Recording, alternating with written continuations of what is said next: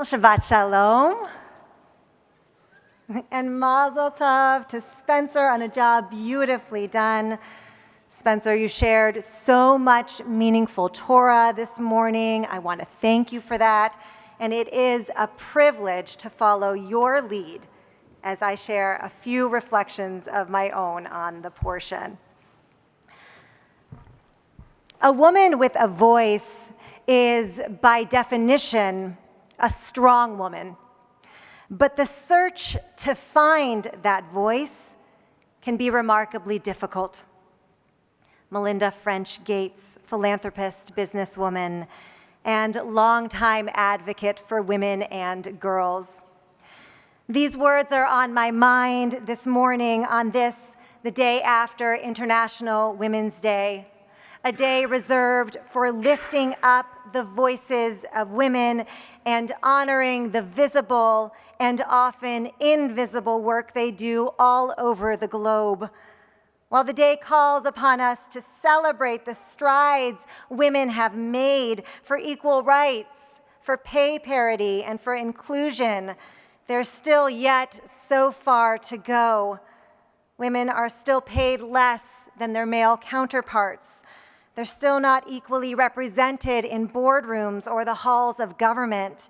And globally, women are still subject to alarming levels of abuse, violence, and harm, in addition to having far less access to education and healthcare than men.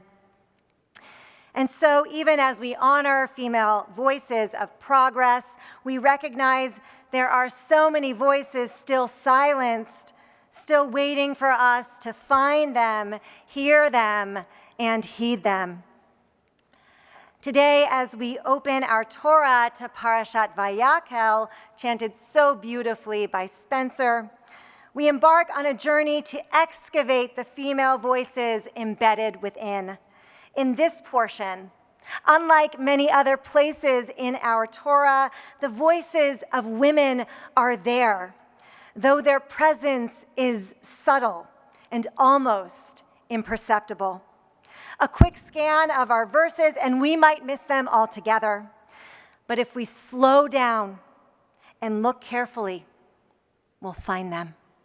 And we'll find that what they have to contribute is meaningful and powerful and important. So let's get to the text. Everyone should have a source sheet in their prayer books. I know you didn't think you're going to have to work this morning, but you do. We are looking at source 1. Vayakhel opens with Moses offering a grand convocation to the whole Israelite community at Kol Adat B'nai Yisrael. Speaking on behalf of Adonai our God, Moses says, and now we're on source 2, take from among you gifts to God, calling upon the entire Israelite nation to bring forth all manner of materials for the construction of the Mishkan, the portable sanctuary in the desert. Moses continues, and this is source 3, and everyone who excelled in ability and everyone whose spirit was moved came, bringing to God an offering. What is emphasized here? The whole. The collective. This is a project for all the Israelite people. And yet, a curious and altogether extraordinary verse follows. We read, and I'll repeat some of the last verse for context.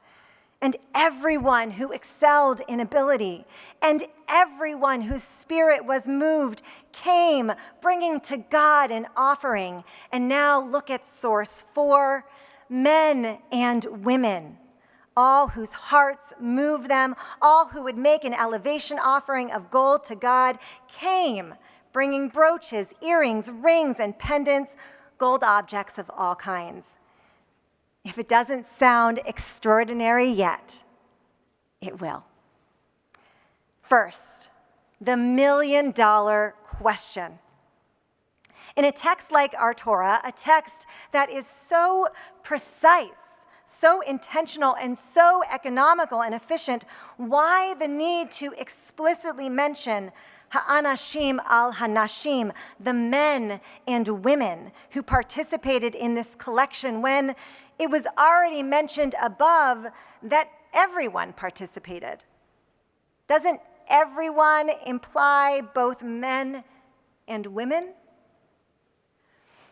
Fellow readers, anytime we reach a point in our Torah that feels redundant or superfluous, we are taught that is the moment that we must stop and dig deeper. And that means that there is something in this phrase, ha'anashim al hanashim, the men and the women, that we must uncover, something more to reveal. As the Or HaChaim, an 18th century commentator, noted ever so candidly, this expression needs further analysis. You can say that again. And so we start with the most basic of questions. What does this phrase, ha'anashim al hanashim, even mean? Though it's translated here as men and women, which seems very simple, the Hebrew is much more ambiguous. Take a look at source 5. It says in Hebrew, ha'anashim al hanashim, the men al, the women, with the Hebrew word al serving as that primary point of confusion. If you only knew how much ink was spilled over that singular preposition, al, you would be shocked. The most literal meaning of al is not and, but on. And that doesn't make so much sense here. It can also mean with, or along with, or in addition to, among many, many other possibilities. And you can see a whole slew of those on your source sheet, source number 6. But what is absolutely fascinating in this case is how many scholars look at this line, ha'anashim al hanashim, the men al the women, and interpret this preposition to mean that the men were somehow following the women here.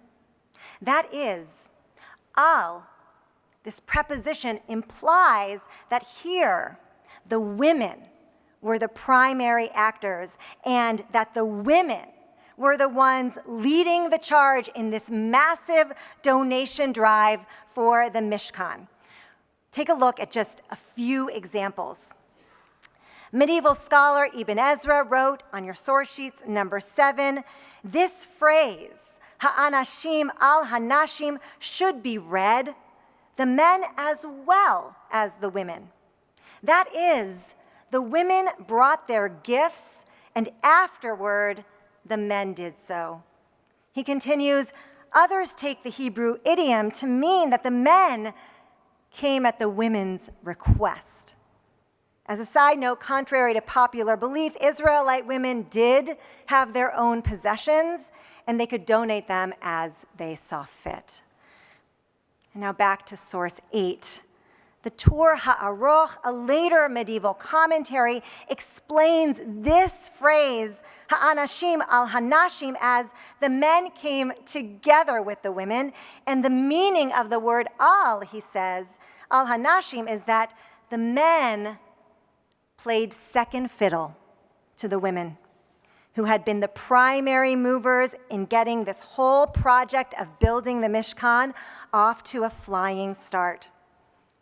And finally, source 9, Rabbi Adin Steinsaltz, a contemporary chassid and scholar of blessed memory, he wrote, ha'anashim al hanashim means the men came along with the women. The women went first due to their great enthusiasm for the task.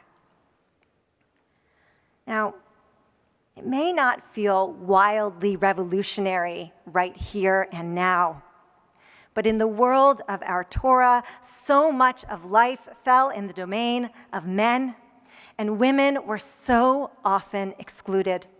In fact, the word women, or nashim, occurs only 6 times in the entire book of Exodus. Women as a collective rarely make an appearance in our Torah. They may be present, but they exist primarily in the background and most certainly not as performers of God's mitzvot. As Rabbi Nancy Weiner teaches, the Israelites are used to having God's instructions fulfilled exclusively by men.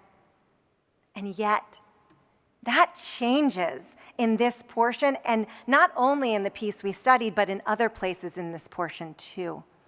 Here, the women are not only included, but they are leaders and trailblazers in this epic project. They create models of giving that all of Israelite society looks to and follows. They are the paradigms, the shining examples of generosity and kindness and love needed to sustain a building campaign of this size. And we learn this by looking closely at one single, seemingly mundane phrase, ha'anashim al hanashim, and really one tiny, seemingly inconsequential word, al, whose mysterious malleability has the power to change not only sentences, but relationships and contexts, and really entire cultural narratives. Melinda Gates teaches us that a woman with a voice is by definition a strong woman, but the search to find that voice can be remarkably difficult. The women we encounter in this portion are strong and capable and determined.